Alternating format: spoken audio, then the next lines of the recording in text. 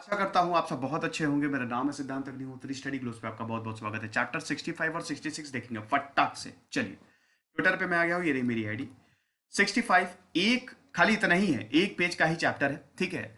तो 58th constitutional amendment act जो कि 1987 में आया, ठीक है, ये बताता है कि भैया हिंदी को इंक्लूड करना बहुत ज्यादा जरूरी है। ये टू देख लीजिए, ये टू गलत है एक्चुअली, ये रेफरेंस पॉइंट है। मैं रेफरेंस पॉइंट भी कट कॉपी पेस्ट कर देता हूँ, आई एम सॉरी। तो आर्टिकल क्या है? आर्टिकल ये कहता है कि भैया जो भी चीज पब्लिश होगी, कोई भी अमेंडमेंट पब्लिश होगा, वो इंग्लिश में पब्लिश होगा। मैंने आपको अभी बताया था, मतलब जो इससे पिछला का पिछला चैप्टर लिया था उसमें बताया था ना इंग्लिश लैंग्वेज के बारे में, official language of India English और हिंदी।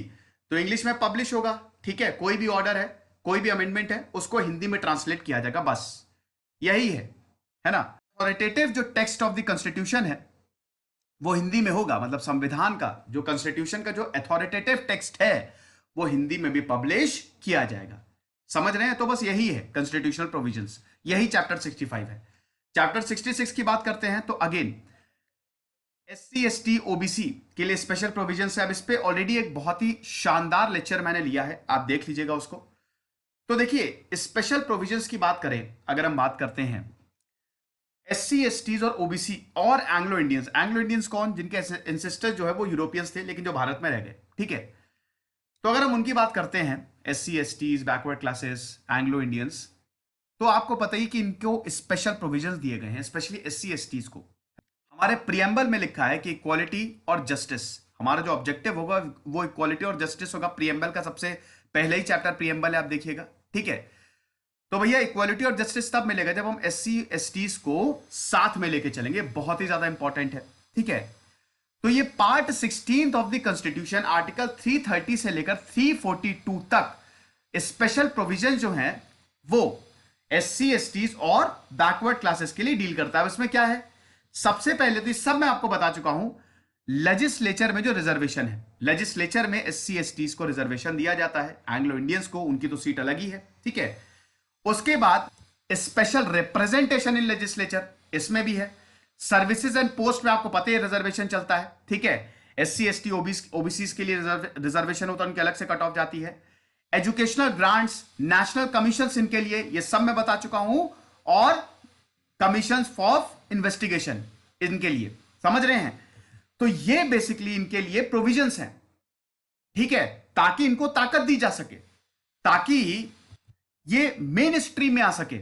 आपने शायद देखा नहीं है दोस्तों, आप जरा जाके देखिएगा नॉर्थ ईस्ट में, या नॉर्थ ईस्ट के आप कहीं पे भी, झारखंड चले जाइए, उड़ीसा चले जाइए, यहां पे आपको ट्राइबल लोग मिलेंगे जो शेड्यूल ट्राइब्स में आते हैं, ठीक है। बहुत सारे ट्राइब हैं, जरूरी नहीं है कि सब शेड्यूल ट्राइब्स में है, जरूरी नहीं है कि सारी कास्ट को एससी में इंक्लूड किया जाए, दैट डिपेंड्स, वो प्रेसिडेंट डिसाइड करता है, ठीक है। प्रेसिडेंट नोटिफिकेशन निकालता है कि कौन सी ट्राइब्स एसटी होंगी और कौन सी कास्ट शेड्यूल कास्ट होंगी, ठीक है। अब मैं आपको बता दूं कि देखिए जरा, उनकी हालत इतनी खराब है ना, कि आपकी आंखों में आंसू आ जाएंगे, और फिर आपको लगेगा कि इनको रिजर्वेशन देना ही चाहिए। बट प्रॉब्लम ये है कि रिजर्वेशन सही लोगों तक पहुंच नहीं पा रहा है, ये तो बिल्कुल आप मानेंगे, ठीक है। एक जो बहुत गरीब है वो गरीबी रह गया है, बहुत ज्यादा गरीब। अब कोई जैसे जो मैनुअल स्कैवेंजर्स है ना, उनको रिजर्वेशन तुरंत देना चाहिए, उनके बच्चों को पढ़ाना चाहिए, बट अनफॉर्चुनेटली उनके बच्चे भी वही काम करते हैं जो उनके पिताजी कर रहे थे।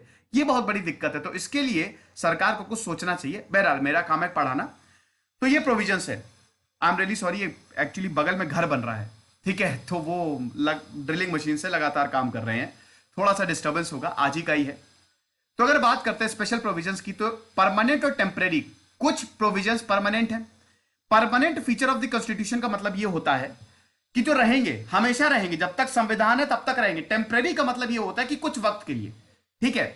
दो कैटेगरीज है स्पेशल प्रोविजंस की, एक परमानेंट और एक टेम्परेरी, और दूसरी है प्रोटेक्टिव एंड डेवलपमेंटल, ठीक है। यानी कि हमने जो हमारी क्लासेज है, जो हमारी ट्राइब्स हैं, जो कमजोर वर्ग है, उनको हमने पूरी तरीके से प्रोटेक्शन दी है, और उनका डेवलपमेंट कैसे हो इसके भी प्रावधान दिए हैं संविधान में।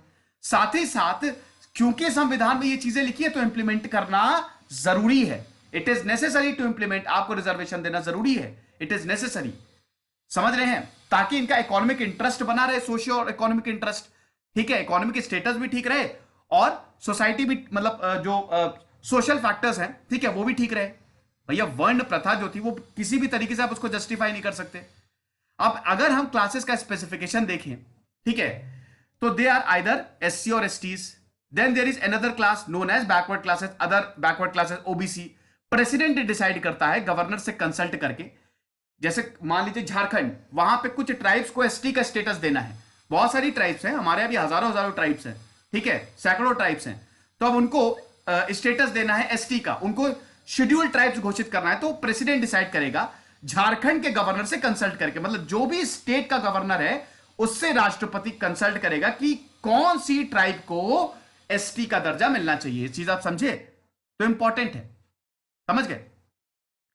उसके बाद दोस्तों कंपोनेंट्स आप देख लीजिए। अभी आपको पता ही है कि एससी एसटीज को रिजर्वेशन मिलता है, ठीक है, special representation of Anglo Indians मिलता है लेजिस्लेचर में। उसके बाद सर्विसेज में भी एससी एसटीज को रिजर्वेशन मिलता है। फिर नेशनल कमीशंस के बारे में मैं ऑलरेडी आपको बता ही चुका हूं, ठीक है, तो मैं ये दोबारा रिपीट नहीं करूंगा।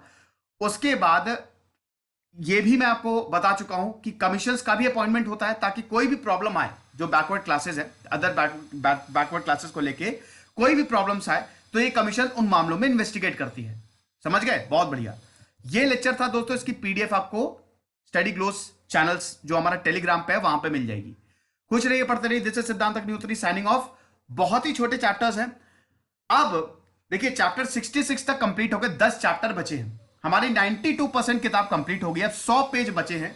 उन 100 पेज में हम देखेंगे पॉलिटिकल डायनेमिक्स, उसमें आपको बड़ा मजा आने वाला है।